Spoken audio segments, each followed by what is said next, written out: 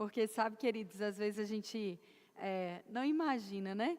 Como é falar aquilo que está no coração de Deus e pisar naquilo que Deus já tinha visto. Às vezes você está nessa fase entre falar aquilo que Deus está colocando no seu coração, mas você ainda não pisou, não foi manifesto ainda aquilo que Ele está falando. Persevere, porque quando é Deus que fala, Ele faz. Amém? Eu estou emocionada mesmo. Meu esposo e eu entramos aqui e eu falei, uau, como Deus é melhor do que a gente imagina, não é? Porque na minha cabeça era só um lugar grande, mas Deus sempre faz muito mais, abundantemente além do que pedimos ou pensamos. Amém, queridos? Muito obrigada, pastores, pelo convite. É sempre muito maravilhoso estar aqui. Aos diretores do Rema, meus amigos pessoais, Michael e Karen, muito obrigada. Pastor Braulio e eu estamos também agradecendo, né, publicamente a liberação do nosso pastor, Eliezer Rodrigues e Mama G, que nos abençoam para nosso ministério itinerante. Nós fazemos parte da Igreja Verbo da Vida em Taubaté. Mas essa é uma noite rema, essa é uma noite que o pastor carinhosamente cedeu o púlpito da igreja para que a gente possa misturar, né, esse ambiente de culto com o ambiente de sala de aula. E a minha oração é que você saia daqui impactado com aquilo que Deus quer comunicar ao seu coração em 2026. Amém, queridos? O conhecimento liberta. A falta de conhecimento é o grande perigo para um tempo como esse. Então você vai escolher se você quer andar em liberdade, em autoridade, em poder ou em ignorância. A ignorância custa caro.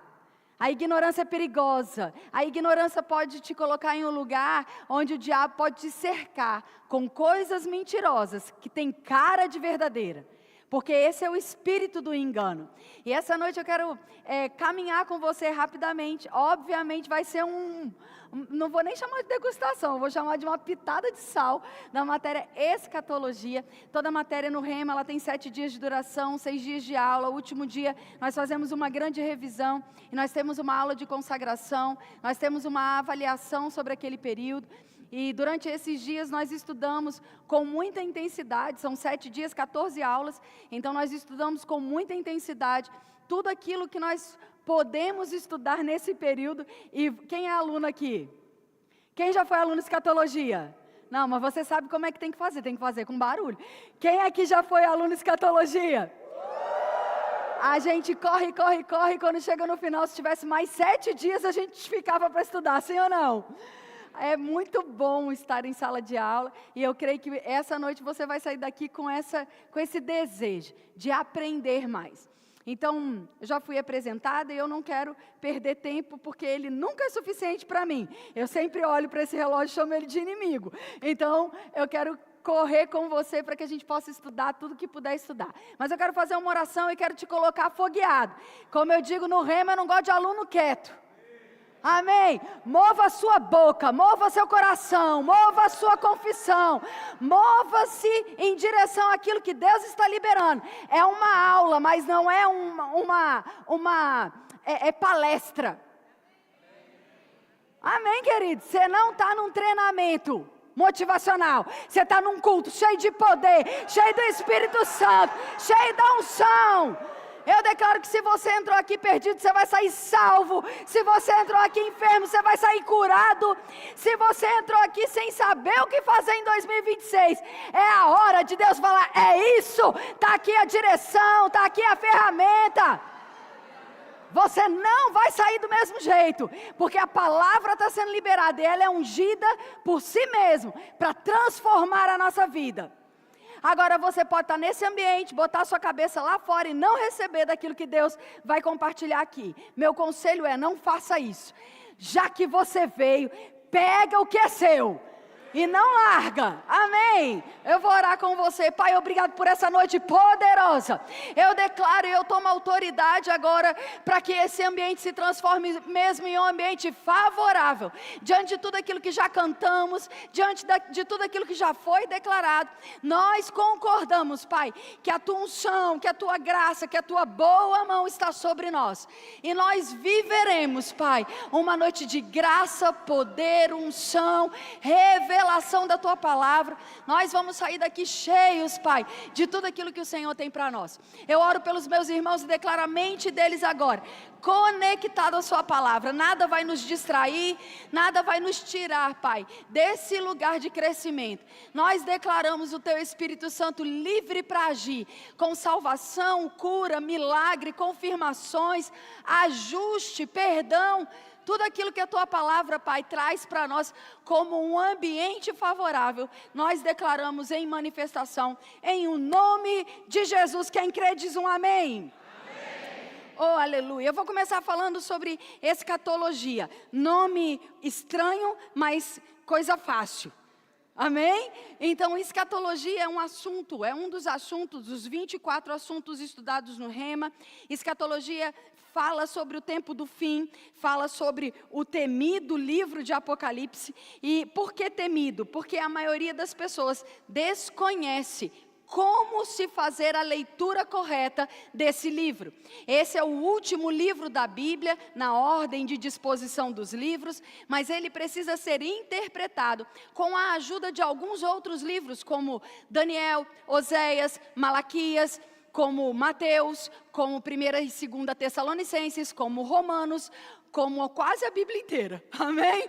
Então nós precisamos ter um contexto de evolução ou de revelação progressiva, para que então o livro de Apocalipse faça sentido. E aí o que acontece muitas vezes? O povo abre lá em Apocalipse e começa a ver, é chifre de um lado, cavalo para o outro, é fogo que desce, é fogo que sobe, é mulher que vem, é mulher que vai. Aí o povo fala, Deus me livre, fecha a Bíblia, não quero ler não, eu tenho medo desse trem. Você está aqui comigo? Por outro lado, tem gente que abre e fala, não, eu vou interpretar. E aí começa com umas alucinações. Não, porque a montanha é tal coisa, e a mulher é não sei o quê, e o cavalo que vem, e a cor do cavalo. A gente fala, é coisa demais. Eu só quero subir. Não estou falando de você, eu sou carioca, estou falando do meu povo lá. O meu negócio é ir para o céu. Esse negócio de ficar estudando escatologia é para pastor, é para mestre. Não é. Você vai ver comigo que 37% das escrituras fala sobre a vinda de Jesus, a volta de Jesus. Você vai ver comigo, talvez não hoje, mas quando você estiver em sala de aula do Rema, você vai ver comigo que esse era o assunto mais pregado na igreja primitiva. O apóstolo Paulo fala, assunto que vocês conhecem muito bem. De alguma forma, me parece que de um tempo para cá, não é um assunto muito bem conhecido. E isso tem trazido dano, porque a internet tem sido um grande veneno na construção do que é verdade e do que não é verdade. Tem muitas pessoas que em volta do misticismo do final dos tempos, em volta daquilo que é imaginário, daquilo que traz uma certa emoção, usa isso para ganhar like, usa isso para chamar atenção, toda hora uma narrativa diferente. Porque se tem uma coisa que todo mundo quer adivinhar na internet é quem é o anticristo. A cada presidente a gente muda. Um é eleito. Você está aqui? Um ou outro até parece mesmo, mas não vem ao caso. A gente olha para os cenários e muitas vezes vê pessoas interpretando a Bíblia pelas experiências, pelo tempo, pela cultura. E isso tem trazido grande dano, amados, porque a Bíblia precisa ser interpretada por ela mesma. No Rema nós temos o cuidado de mostrar para você o que estamos estudando e revelar isso à linha da palavra. Não a partir daquilo que sentimos ou a partir daquilo que fomos criados entendendo, porque isso é frágil. Isso é só uma emoção, isso é só um entendimento. Tem o seu valor, mas não pode substituir o que diz as Escrituras. Amém? Eu gostaria que você abrisse comigo em Isaías 46, verso 9 e 10. Eu vou ler na versão NVT e algumas vezes na King James atualizada. Você vai aprender o que é versão no Rema, o que é tradução, por que a gente cita traduções diferentes. Hoje eu vou trazer algumas coisas que são um pouco mais fáceis de nós lermos juntos, alguns textos que ficam melhores da gente entender num ambiente como esse, na versão NVT, tá bom? 46, verso 9 e 10, diz assim: lembrem-se das coisas passadas, aquelas de muito tempo atrás, pois eu sou Deus e não há outro, eu sou Deus e ninguém é como eu. Apenas eu anuncio o fim desde o começo, e desde tempos antigos anuncio o que ainda está por vir. Eu digo, meu plano permanecerá de pé e farei tudo o que eu desejo. Eu gosto da versão King James porque, resumindo, o que Deus está falando aqui eu estou anunciando o fim desde o começo. E tudo aquilo que eu falei vai se cumprir. Amém, queridos? Então, escatologia não é um assunto que está à parte de todos os outros que Deus nos trouxe como uma revelação. Ao contrário, desde o começo, Deus está dizendo como termina. Desde o começo, Deus está dizendo por que linhas, por que ruas, por que avenidas a igreja deveria andar.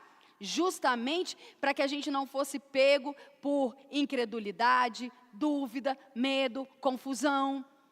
Às vezes, não só a escatologia, mas outros assuntos como a saúde divina, né? É ou não é da vontade de Deus que você ande em saúde divina, a questão financeira, tantas outras questões, elas podem passar por um lugar de dúvida. Talvez você até mesmo esteja vivendo uma fase da sua vida que você entende que é Deus quem está fazendo na sua vida. E talvez você descubra pelas escrituras que não é. Conhecendo o caráter de Deus, a bondade de Deus, você vai poder ter autonomia, autoridade, conhecimento para ter mais proximidade diante daquilo que Deus tem para você. Amém? Então, escatologia é a formação de duas palavrinhas. Elas são formadas por escatos e logia. Logos, a palavra logos, é a palavra que se completa com rema, né? Logos é a palavra escrita, rema é a palavra manifestada ou revelada. Então, logia é estudo, escato é o final, aquilo que fica para o fim. Quando juntamos então escatos e logia, nós temos a profecia dos últimos dias, ou aquilo que vai acontecer no final. Então, esse é o nome da matéria. Escatologia é o estudo das últimas coisas, o estudo das últimas profecias.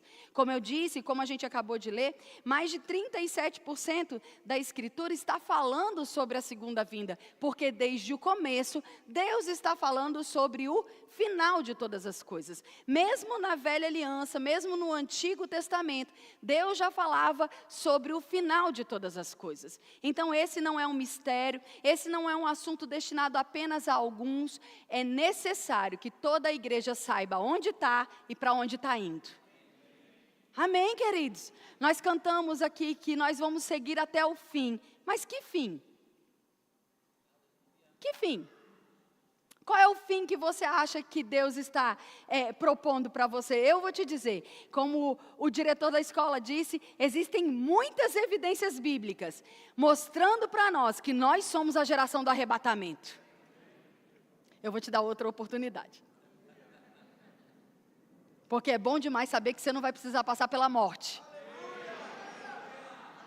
Que você vai estar andando, vivendo, comendo, casando, trabalhando, e de repente você vai ouvir um som como de uma trombeta e dizendo: ei, sobe para cá. E de repente, no abrir e fechar dos olhos, você está diante daquele que é o Rei dos Reis e Senhor do Universo.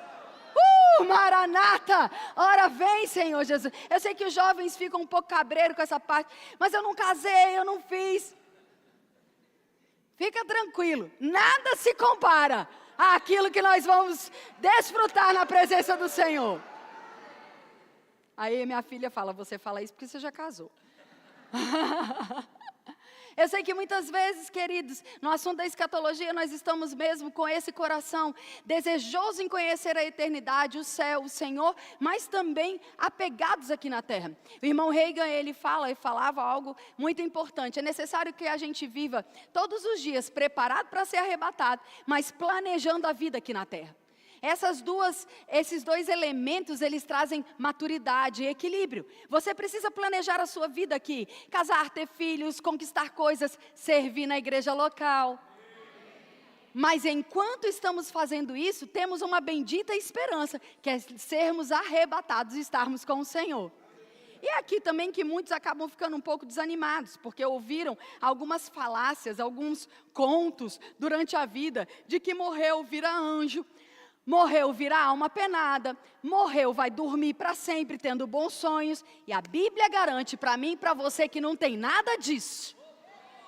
Ao contrário, a Bíblia garante a mim e a você que nós teremos um corpo transformado, nós teremos atividade, nós vamos voltar para a terra, nós vamos construir o que foi destruído, nós vamos governar, nós vamos ter autoridade sobre as nações.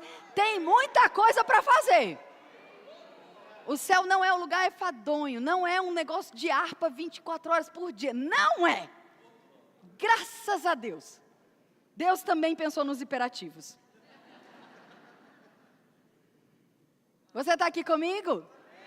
Quer dizer, mas eu ouvi a vida inteira, sim, como eu disse, no assunto da escatologia, muitas alegorias, ou seja, fábulas, interpretações que eram imaginárias, que eram ligadas à cultura, foram inseridas.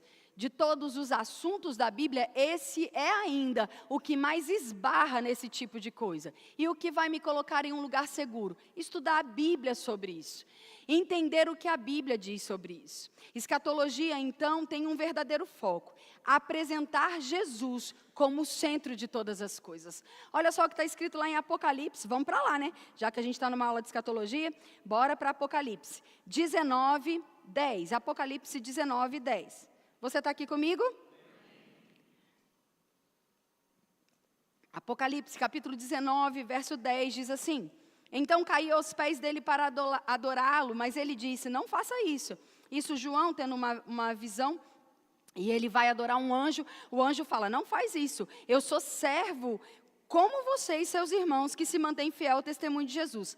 Adore somente a Deus, pois o testemunho de Jesus é o espírito da profecia. A escatologia bíblica exalta Cristo.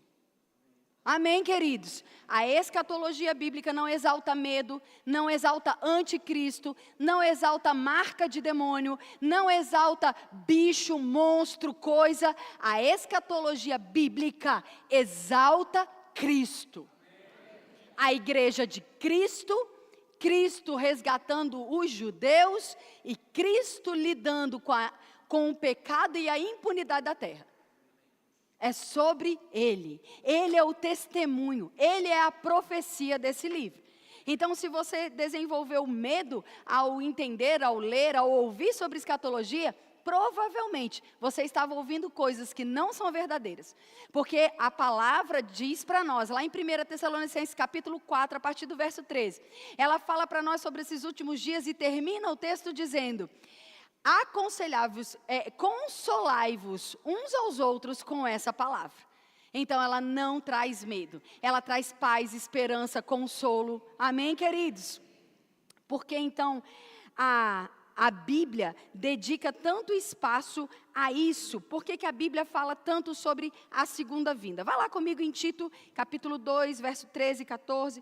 Obviamente, hoje eu estou tentando compartilhar com você fragmentos daquilo que nós vamos estudar com muito mais propriedade ao longo desses 7 dias de aula. Tito, capítulo 2, verso 13 e 14. Você está aqui? Amém. Aleluia! Tito 2, 13 e 14 na NVT diz, enquanto aguardamos a bendita esperança, a gloriosa manifestação de nosso grande Deus e Salvador Jesus Cristo. Ele deu sua vida por nós para nos libertar de todo pecado, para purificar para si mesmo um povo que lhe pertença exclusivamente e que se dedique à prática de boas obras. Enquanto estamos aguardando a gloriosa manifestação. A King James diz, aguardando a bendita esperança e a manifestação da glória do nosso grande Deus e Salvador Jesus Cristo. O que nós estamos fazendo num tempo como esse? Nós estamos aguardando a manifestação de Cristo sobre o fim. Você que é crente, quem é crente aqui? Quem é salvo aqui? Oh, aleluia! Você não está aguardando Jesus voltar. Porque Jesus para você já veio. Você já é dele. Você entregou sua vida a ele. Você está esperando você ir. É outro tempo. Porque quando ele voltar, ele vem agora como um leão que vai julgar a terra. A primeira vinda de Jesus, então, falando sobre escatologia, nós temos 4 temas principais na Bíblia. A criação, que é toda aquela história que você conhece. A história do Gênesis, de Adão e Eva, da criação, do amor de Deus, da aliança de Deus com o homem, mas também da obrigação, ou da responsabilidade do homem, de obedecer e confiar em Deus. Quando Deus então comunica ao coração deles, Deus fala sobre a obediência e a desobediência. A árvore da vida representava a obediência. A árvore do conhecimento do bem e do mal, a desobediência. E não só isso, Gênesis capítulo 1, confere para nós o cenário que Deus criou e plantou o homem. Um cenário de provisão, de cuidado, de paternidade, de presença. Mas o homem precisava crer e obedecer em Deus. Amém, queridos? Naquele momento, ali no Éden, você sabe, você que conhece a história vai se lembrar, que Eva é tentada pelo diabo, e ela, ao cair naquele engano, ela vai desobedecer a Deus, se alimentando da árvore do conhecimento do bem e do mal, e dando ao diabo a autoridade, juntamente com Adão, ela vai entregar ao diabo uma autoridade que havia sido dada ao homem. Naquele momento, o homem e a mulher se tornam reféns do diabo. Nós fomos sequestrados pelo mal, sequestrados pelo diabo. A humanidade agora se torna um escravo, em estado de escravidão. Ele leva a humanidade cativa a um império de trevas. E mantém agora ali, porque o homem havia dado essa autoridade para o diabo. Mas Deus não ia deixar isso desse jeito. Então, em Gênesis capítulo 3, verso 15, Deus faz uma promessa. Um dia, do ventre de uma mulher, vai nascer aquele que vai esmagar a sua cabeça. Ele será ferido, mas ele vai destruir você. Agora a humanidade ela vai crescendo em conhecimento. Então nós começamos no Éden e agora eles precisam sair dali e muitas coisas vão acontecer. Vai vir a época de Noé, vai vir a época de Moisés, vai vir a época da lei e nós chamamos cada uma dessas fases da Bíblia de dispensação. É como Deus comunica à humanidade o seu plano. É como Deus revela aos homens como Ele está fazendo ao longo dos tempos. Só que toda a humanidade aguardava Jesus Cristo. E Ele vem, Ele nasce, Ele cresce, Ele vai ser pendurado no madeiro. Ele vai ser dado como morto. E de fato foi morto. Não pelos pecados dele, mas pelos nossos. O meu e o seu. Mas ao terceiro dia, aquele que não tinha pecado, aquele que não cometeu o pecado, ele recebeu a justiça de Deus, foi ressurreto de dentre os mortos e está vivo, assentado à destra de Deus. E esse Cristo vai voltar. Amém, queridos? Então, qual é a parte da escatologia? Uma vez que você aceitou Jesus como Senhor e Salvador da sua vida, você se torna então o Filho de Deus. Você nasce de novo, você experimenta da natureza de Deus. Você começa a caminhar aqui na terra entendendo um propósito, um chamado, o que é ser família, o que é ser igreja, o que é a ceia, o que é pertencer a Deus como reino. E todas essas coisas elas são ensinadas através da palavra. Mas a gente sabe, porque a Bíblia diz que esse não é o nosso lugar. A Bíblia diz que nós estamos no mundo, mas não somos daqui. A nossa casa é celestial, é eterna. Amém, queridos? Então nós estamos novamente caminhando para Canaã. Quem lembra da música? Amém? Só que agora é a Canaã eterna, a Canaã celestial. Nessa caminhada da conversão, aceitando Jesus, até o final da história, nós precisamos entender sobre santidade, responsabilidade, serviço, compromisso. Porque isso é o que nos mantém seguros nessa caminhada. Enquanto estamos na terra, tem perigo. Nosso corpo não é um corpo de glória. Nós podemos pecar, embora isso entristeça o Espírito Santo, embora isso entristeça Deus. Você sabe tão bem como eu que na caminhada muitas vezes a gente tropeça. E você precisa então recuperar, restaurar diante de Deus a consciência de quem você é. Pedindo perdão, se arrependendo, confessando seus pecados, mudando de atitude. Ajustando a vida, descobrindo o que Deus tem para você. celebrando as etapas, as estações, descobrindo o que é ser igreja, descobrindo o que Deus comunicou à igreja através das cartas que são deixadas no Novo Testamento. Por que isso é importante? Porque a gente está caminhando para o nosso lar eterno. Amém, amados? Escatologia estuda isso. Como o homem está aqui e como ele vai chegar lá. Porque não é só o quando. Muitas pessoas estão falando quando, que data, que hora. Ah, ninguém sabe. Ah, será que alguém sabe? Enquanto a Bíblia está dizendo, o como importa mais do que o quando. Porque o quando, a gente não muda. O que Deus falou está dito já. Ele já sabe, ele já decretou, já era. Está aqui comigo? Agora, o como é decisão minha e sua. E outra coisa, eu creio que a bondade e a mão do Senhor está sobre nós e nós estamos guardados nele. Amém, queridos? Mas se porventura algum de nós vier a partir, morrer, hoje é o dia. Porque depois que o homem morre, Hebreus diz que cabe a Deus o juízo, não mais uma oportunidade. Então, se você partir, esse é o dia que para você chegou ao fim. Tanto faz o dia que Jesus vai voltar nesse caso. Você está aqui comigo? Porque para aqueles que morrem, esse é o dia do juízo. Esse é o dia onde a decisão tomada aqui na terra é perpetuada. Não pode mais ser mudada. A eternidade, ela não é algo que pode ser evitada. A eternidade é inevitável. Amém? Agora, onde você vai passar a eternidade é uma escolha. Você está aqui ainda? Vamos lá comigo para Romanos capítulo 8. Romanos capítulo 8. A partir do verso 18. Agora eu vou ler na King James e a gente vai fazer uma leitura um pouco mais extensa.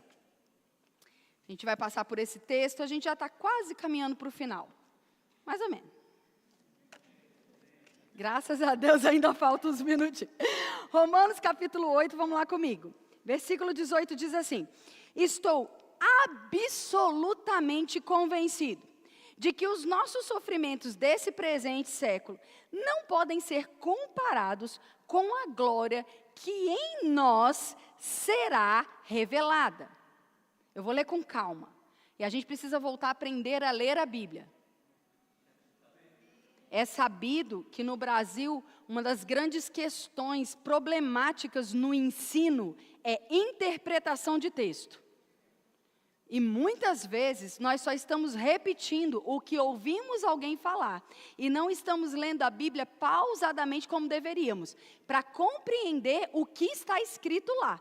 Eu vou te provar isso porque tem muita gente pregando errado esse texto aqui. Olha só o que ele diz. Eu estou convencido, absolutamente convencido, de que o nosso sofrimento do presente não pode ser comparado com a glória que em nós será revelada. Em é dentro. É através. Você está aqui comigo? Aí ele continua. A própria natureza criada aguarda com vívido anseio que os filhos de Deus sejam revelados. E muitas pessoas, a gente vai parar um pouco aqui, e muitas pessoas têm atribuído isso a intempéries. A criação está gemendo, aguardando que os filhos se manifestem. Nós temos a autoridade para agir em nome de Jesus e fazer como Jesus disse, fazer como Ele mesmo fez, dando ordem às tempestades naturais. Você está aqui comigo? A Bíblia nos garante isso. A Bíblia fala que se você crer, dizendo a um monte, erga-te, lança-te ao mar e não duvidar, vai ser assim. Você está aqui? Homens da antiga aliança fizeram o sol parar pela fé.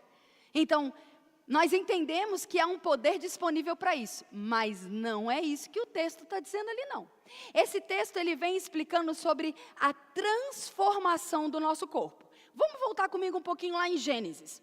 Quando o homem foi criado por Deus, lá naquele ambiente de jardim, ele é primeiro feito em espírito. Ele não foi feito no seu corpo, na sua casa, Porque a Bíblia diz em Gênesis capítulo 1, verso 26, que Deus os criou, macho e fêmea os criou. Deus os criou primeiro em espírito, diga espírito. Mas a Bíblia também fala que Deus vai soprar, Ele vai fazer uma casa, Ele vai erguer uma casa de barro, uma forma de homem, e Ele vai soprar essa vida dentro daquele homem e vai chamá-lo de Adão. E da costela e da carne de Adão vai fazer uma mulher e vai chamar Eva. Você está aqui comigo? Então, nós temos alguns elementos importantes. Nós fomos feitos espírito, nós temos alma, pensamento, emoção, entendimento, psique. A capacidade lógica de raciocínio foi dada por Deus e nós temos um corpo. Você está aqui comigo? Você tem dúvida disso? Que bom. A parte do corpo está tudo certo? Então você pode dizer comigo, eu sou um espírito, eu tenho uma alma e eu habito em um corpo. Quando você e eu, como humanidade, como seres humanos, quando a gente morreu, espiritualmente falando, ou seja, Adão e Eva estavam ali, Deus vinha, visitava eles tinham comunhão com o Pai, Deus tinha comunhão com eles, mas um dia eles entregaram aquele relacionamento ao diabo. O que aconteceu? Eles foram desconectados da vida de Deus. Aquela vida que era conectada foi desconectada, foi afastada. Tudo bem? A gente chama isso de morte, porque tudo aquilo que é tirado da fonte de vida, morre. Sim ou não? No dia que isso aconteceu, a gente vai chamar de morte espiritual, desligamento da vida com Deus. A nossa mente começou a ser afetada, porque fora da vida de Deus, a gente pensa errado. A gente não sabe quem a gente gente perde a identidade, a gente começa a ter medo. Muitas vezes começa a aceitar as mentiras que o diabo está dizendo como se elas fossem verdade. A nossa mente fica confusa. E ela foi ficando confusa, a humanidade foi ficando atrapalhada, vez após vez, ano após ano. E o nosso corpo? O nosso corpo passou a ser agora um corpo mortal. Na eternidade não era. Quando Deus criou Adão e Eva, era para que eles vivessem para sempre. Eles não iam ter doença, não iam ter pecado, não iam morrer. A morte é consequência do pecado. Então agora nós continuamos sendo um espírito, continuamos tendo uma alma, continuamos habitando em um corpo. Você está aqui comigo? Só que o nosso espírito está agora lá no Éden. A gente não está aqui em 2026, a gente está lá no Éden. O nosso espírito está afastado de Deus, a nossa alma está confusa e o nosso corpo está começando a desfrutar da possibilidade de morrer. Caminhamos, chegamos em o ano zero. Jesus nasceu, a esperança nasce, a mudança está viva. E agora ele tem 33 anos, Jesus morreu. E ele falou, todo aquele que crê em mim é salvo.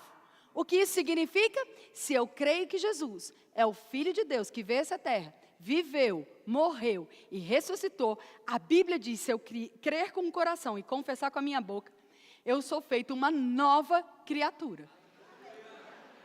Na prática, o que isso significa? Que a gente volta para aquele estado inicial no Espírito, conectados a Deus. Recebemos aquela filiação novamente. Nós temos um pai, somos seus filhos, temos uma herança. E agora a gente tem uma palavra que Deus mesmo deixou para colocar a nossa mente no lugar. Renovando a nossa mente, limpando a nossa mente. A Bíblia diz que nós somos lavados pela lavagem da palavra. Amém, queridos? E o nosso corpo? É aqui que a gente entra na escatologia. Porque agora vai ficar massa demais. A gente tem um espírito que nasceu de novo, está tudo certo. A gente tem uma alma que está sendo renovada, beleza. E a gente vai ter um corpo que nunca mais vai ser inclinado pelo pecado, nunca mais vai morrer, nunca mais vai envelhecer. Esse corpo que o apóstolo Paulo fala que é de humilhação, e é mesmo, ele vai desaparecer. E a gente vai receber um corpo glorioso. E é sobre isso que o apóstolo Paulo está falando em Romanos 8. É um sofrimento ser nascido de novo por dentro, ser cheio da vida de Deus no espírito, conhecer a vontade de Deus na mente, mas ainda ter um corpo que adoece, envelhece, sente dor na lombar, que é o meu caso hoje. Você está aqui comigo, não? Isso é uma agonia. Por que é uma agonia? Porque uma vez que fomos feitos perfeitos por dentro, estamos ansiando que a glória em nós manifeste também no nosso corpo. Está fazendo sentido para você? Então ele fala que isso não é só uma expectativa minha e sua. Mas lá no Éden, quando Adão e Eva pecaram, a humanidade foi afetada e a natureza também. Gênesis capítulo 3, verso 18 diz que abrolhos e espinhos começaram a surgir, modificando uma natureza perfeita. Não haveria tempestades, tsunamis, terremotos, porque tudo que Deus cria é bom e perfeito. Amém? A natureza sabe que quando esse homem receber um corpo de glória, é porque chegou a hora desse mesmo homem glorioso colocar a natureza em ordem. Porque quando nós formos arrebatados, formos levados ao Senhor, receberemos então esse corpo de glória e nós vamos colocar o caos em ordem novamente. Que caos? Isso é assunto para a sala de aula. Vou deixar você curioso. Então, versículo 20 diz assim: porquanto a criação, ela foi submetida à inutilidade, não por sua livre escolha, mas por causa da vontade daquele que a sujeitou. Na esperança de que também a própria natureza criada será libertada do cativeiro da degeneração em que se encontra, recebendo a gloriosa liberdade dada aos filhos de Deus. Oh, aleluia! O que a Bíblia está dizendo, amados, é que nós não estamos no final. A morte para o crente não é o fim. Eu vou repetir e deixar você se alegrar com isso. Porque talvez você esteja vivendo um processo de luto. E tudo bem, nós sabemos que perder alguém que amamos é doloroso demais. A morte nem mesmo era o plano de Deus para mim e para você. E quando precisamos nos afastar e não ter acesso a alguém que amamos é tão dolorido. Você está aqui comigo? Mas a bendita esperança é maior que a dor, porque aqueles que morreram em Cristo ressuscitarão. De fato, agora mesmo, em espírito, não estão dormindo, não estão debaixo da terra, não estão sendo comidos por minhoca, estão vivos diante de Deus. Se você tivesse um telefone para ligar para o seu parente dizendo volta, ele fala, mas nunca, quero nada. Ai, mas eu estou com saudade, daqui a pouco a gente se encontra. Fica fiel aí para você vir para onde eu vim também. A ideia, queridos, de Deus é que a gente possa, 1 Tessalonicenses capítulo 4, como eu citei, verso 13 diz, não vos entristecei-vos como os demais, que não têm esperança. E isso, amado, serve para qualquer coisa na nossa vida. Não serve só sobre o futuro, não serve só sobre o luto. Quantas pessoas têm lutado com a questão da santidade?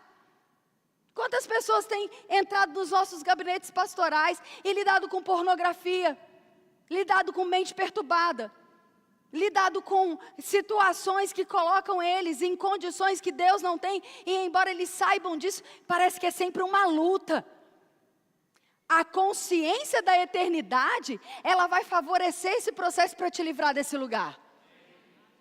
Porque pensa comigo, se o que eu estou fazendo aqui agora é só para esse tempo, isso tem uma importância. Se eu vou fazer algo que vai acabar e vai ficar por aqui, isso tem um grau de importância. Mas se o que eu estou fazendo aqui vai custar a eternidade sem fim, aí eu mudo o que eu estou fazendo. Sim ou não? Se eu penso que quando eu morrer eu vou ficar lá dormindo e nunca mais eu vou fazer nada da vida, eu penso que tudo que eu vivo aqui é tudo que eu tenho.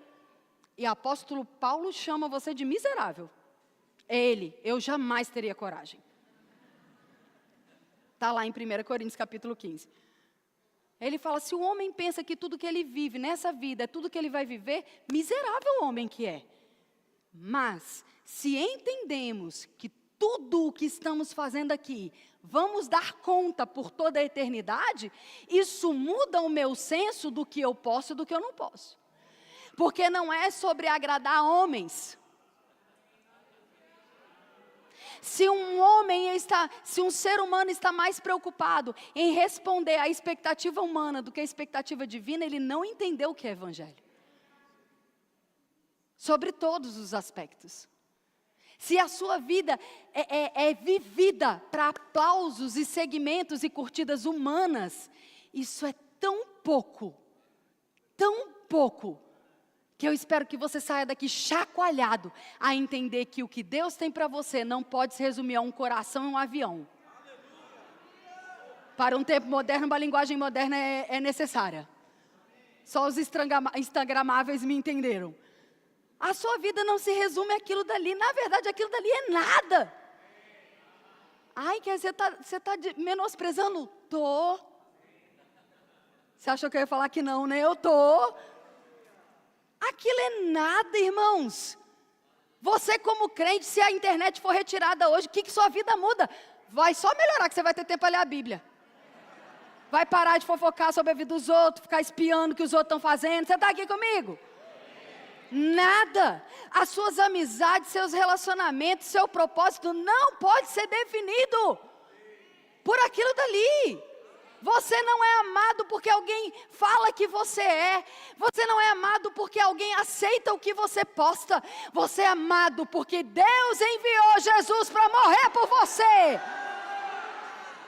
E se isso não bastar, não vai ter amor no mundo que vai bastar. Não vai, queridos. Se o seu desejo de estar com o Senhor é menor do que o seu desejo de ser reconhecido nessa terra, você ainda não teve a revelação do que é ser filho. Porque você está considerando que as riquezas desse mundo não podem ser superadas no céu. Só para você entender o que as pessoas matam para ter na terra, Deus usou de asfalto no céu. É para humilhar mesmo o ser humano. As pessoas aqui matam, roubam, enganam por ouro. Deus falou, põe de asfalto.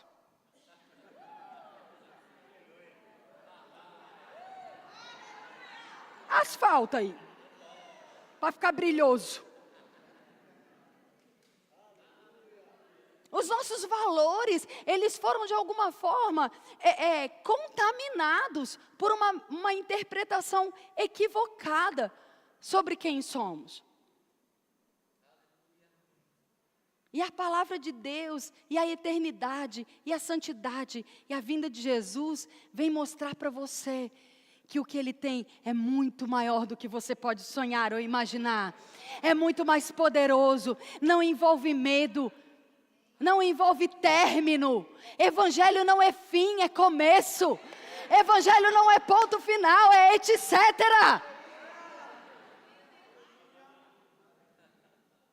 Agora, exige sim algumas coisas. Uma delas, e de fato eu estou terminando, faltam 7 minutos e vai dar tempo de falar tudo. Amém? 1 Tessalonicenses, a gente falou bastante desse texto, capítulo 4, ele é um texto muito importante na construção do que a gente faz em sala de aula. Olha só o que está escrito na Bíblia. 1 Tessalonicenses 4, 3 e 4 diz: a vontade de Deus é que vocês sejam santos. Afastem-se da imoralidade sexual, cada um saiba controlar o próprio corpo de maneira santa e honrosa. Quer dizer, mas você estava falando de escatologia. A escatologia ensina você a viver uma vida santa, justa e piedosa até que Ele venha. Quando o pastor estava falando hoje sobre generosidade, a escatologia faz com que você deseje viver as coisas boas aqui da terra, mas você sabe que o que Ele te deu para administrar aqui não é o que você pode chamar de minha riqueza. Porque não é, amados. Não é. Não é mesmo. Nem é. Eu não estou me desfazendo ou desprezando daquilo que a gente batalha para ter. Luta, trabalha, se esmera para ter. Não é isso. Mas tem as coisas, não deixe as coisas ter você. Sei que isso é um jargão, mas é tão verdadeiro num tempo como esse. Não fique com seu coração fechado quando Deus te abençoar. Quer dizer, mas isso não acontece. Acontece. Tem gente que ora tantos anos por um filho, e quando ele nasce, não congrega, não cuida da criança, não exerce maternidade. Tem gente que ora tantas vezes por uma casa, ou por mais de uma, e quando ela chega, ela se torna o Deus adorado. Não deixa a bênção que Deus te deu se tornar o seu bezerro de ouro. Porque o que estamos vivendo aqui é passageiro. Tenha a capacidade, a administração, a prudência. Seja íntegro com aquilo que ganha, com aquilo que recebe, com a sua família. Viva uma vida equilibrada, boa, coma bem, tenha uma vida próspera. Amém, amados? Descanse, tire férias. Celebre os tempos que Deus te dá de refrigério. Amém? Mas coloque a sua mente na eternidade. Eu às vezes fico vendo pessoas se movendo por coisas lícitas. Até nos emocionam de certa forma. Causas, momentos. Os mártires foram assim. Eles tinham isso era tudo que eu ia falar, que eu não vou hoje. Mas se você vier para a sala de aula, eu prometo que eu falo tudo, amém? Os mártires, eles se moveram em direção de algo que eles acreditavam tanto, que a vida deles foi colocada em risco. Alguém já disse, e eu concordo, ninguém morre por uma mentira. Pessoas entregam a sua vida por acreditar em algo. Mas às vezes os crentes estão tímidos sobre isso. Às vezes estamos inclusive usando expressões equivocadas. Expressões como, eu estou morrendo de trabalhar, eu estou morrendo de cansado. Que tal você viver para Deus? Que tal se você pensar que tudo o que você faz aqui está envolvido com um plano eterno e imutável? Que tal você passar o ano 2026 comprometido em entender o que a Bíblia diz sobre você?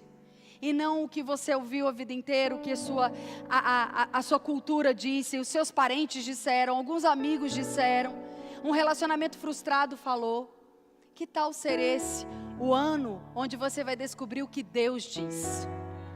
Que você vai descobrir como você vai chegar naquele dia glorioso.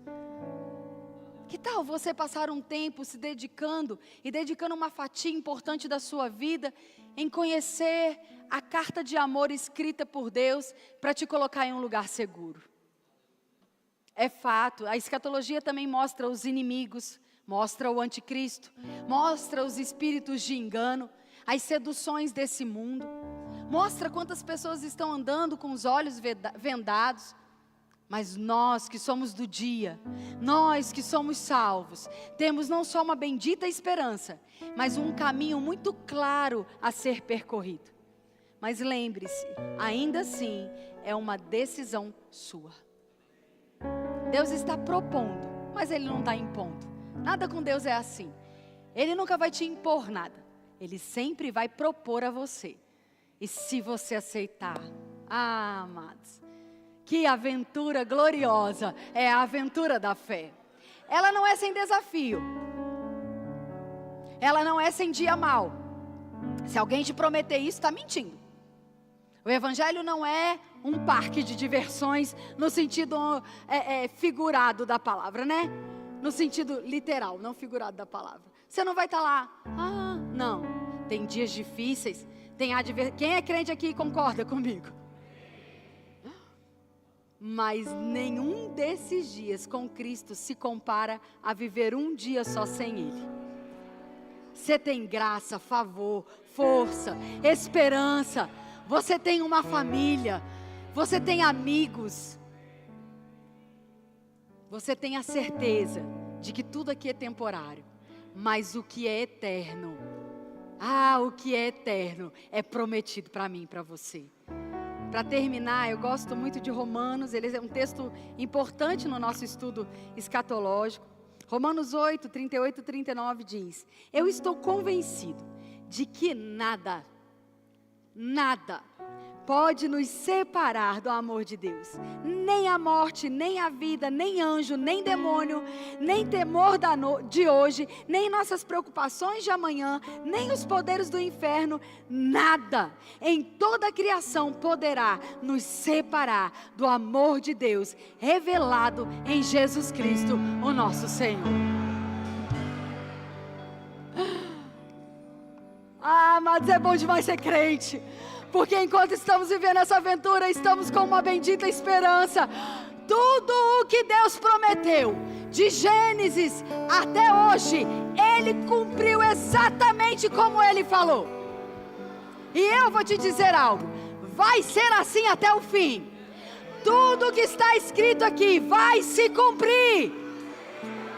E a minha pergunta para você essa noite é: onde você vai estar nessa aventura? Em que time você está? Em que caminhada você está caminhando? Essa não é uma noite só de uma aula, é uma convocação santa para você se posicionar em Deus. Para uma igreja madura se levantar, porque Jesus está às portas. E Ele não vem buscar uma noiva suja de lama. Ele não vem buscar a gente de qualquer jeito. Ele vem buscar uma noiva santa, uma noiva que espera o seu amado, que tem amor por Ele, que sonha como uma noiva com o dia do seu casamento, que sabe andar em santidade, sabe dizer não para o diabo e sim para aquilo que Deus está propondo. Para de chamar de sacrifício o que é um privilégio. Eu não sou mais escravo do diabo. Eu não sou mais escravo das presepadas, da mentira do diabo. Eu não sou mais escravo do pecado que me dominava. Eu sou do meu amado. Eu sou do meu amado. E o meu amado é meu.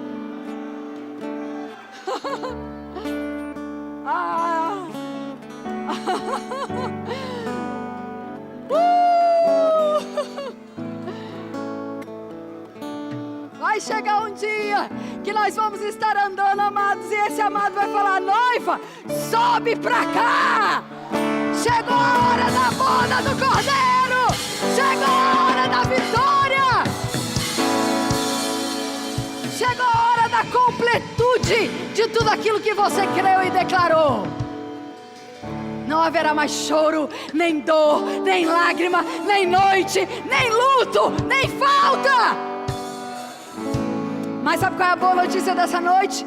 É que alegria, paz, saúde, provisão já estão disponíveis. Enquanto você caminha para Canaã,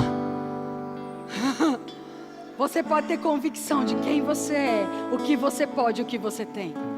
Escatologia não tem nada a ver sobre curiosidade gospel. É uma vida de santidade e responsabilidade. Porque eu sou do meu amado e o meu amado é meu. Amém, igreja? Oh, aleluia, aleluia. O Senhor quer fazer um apelo? Se você veio aqui essa noite e você ainda não teve esse momento de crer com o seu coração e dizer com a sua boca que você acredita que Jesus veio a essa terra, que Ele é o Filho de Deus, que Ele foi prego naquela cruz, que Ele foi pregado naquela cruz, e ao terceiro dia Ele reviveu, Ele ressuscitou. A Bíblia diz que se você crer e falar isso, a Bíblia garante que você nasce de novo, que você é feito filho de Deus. E nós queremos orar com você. Nós queremos oferecer a você essa oportunidade de você orar, fazer essa oração e ver a sua vida encontrando o propósito da sua existência. Eu vou ter uma alegria imensa, um privilégio imenso de poder receber você, orar com você e celebrar esse momento na sua vida. Se você deseja fazer essa oração, só precisa fazer assim com a sua mão e nós vamos orar por você. Tem alguém aqui essa noite que deseja fazer essa oração? que deseja entregar a vida a Jesus e falar: Jesus, eu confio que o Senhor é o Filho de Deus e eu quero entregar a minha vida e o meu futuro nas tuas mãos e ter a garantia de que toda a eternidade nós estaremos juntos. Existe alguém que entrou aqui essa noite que nunca fez essa oração e deseja fazê-la?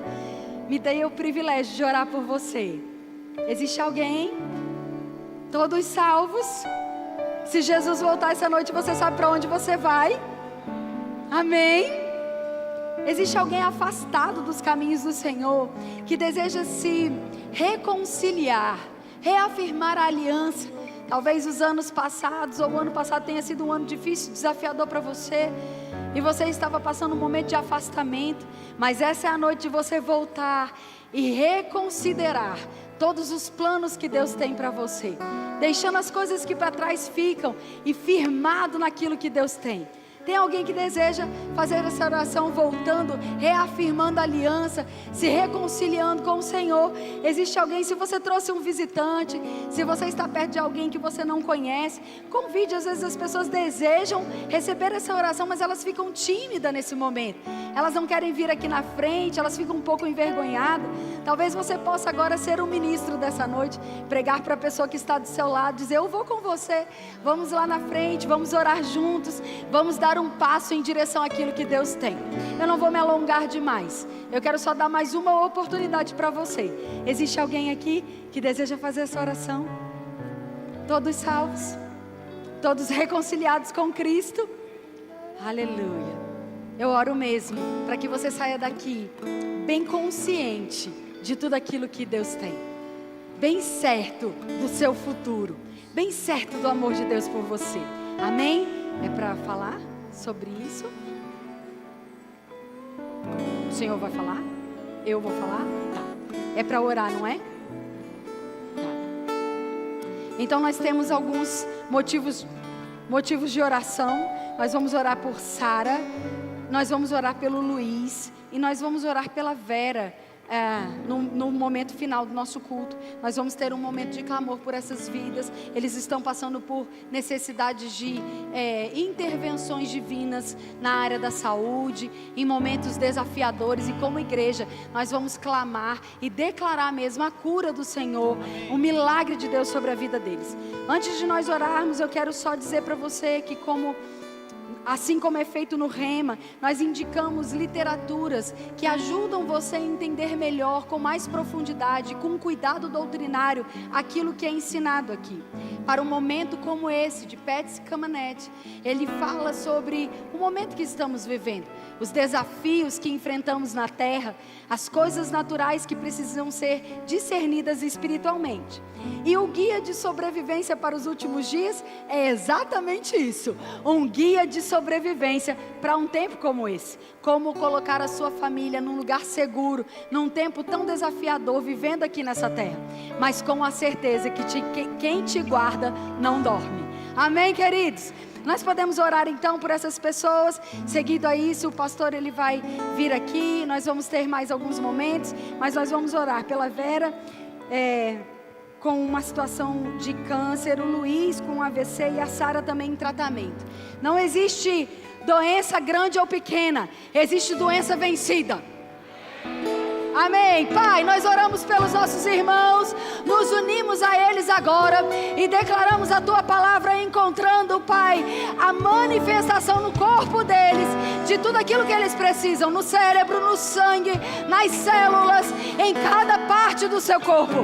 Nós liberamos vida, nós dizemos: Espírito de vida, opera eficazmente.